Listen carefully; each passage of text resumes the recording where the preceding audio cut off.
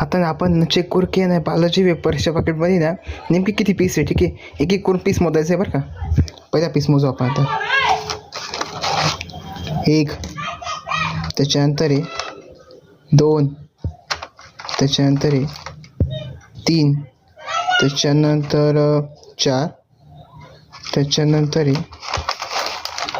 5, 6, 7, 8,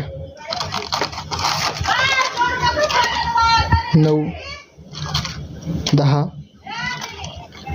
11 आणि काही असे ना हे पार्ट आपल्याला ही धरू आपण, ही 15 घेऊ टाकू.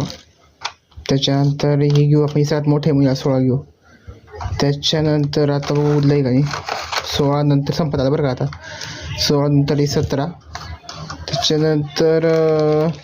त्याच्यानंतर काही संपलं आहे. आता काही एवढं फक्त 1-2 पीस उरले. म्हणजे एकूण किती पीस आहे हे छोटे छोटे धरू आपण, हे सगळे छोटे छोटे धरून आपण एक पीस धरू 17. म्हणजे असे एकूण किती पीस याच्यामध्ये, एकूण फक्त याच्यामध्ये 17 पीस राहतात. म्हणजे 5 रुपयाचं पॅकेटमध्ये फक्त आपले किती पीस राहतात 17. आता नेक्स्ट आहे आपण दुसरं काय पॅकेट घेऊन त्याच्यामध्ये पीस चेक करू. ठीक आहे.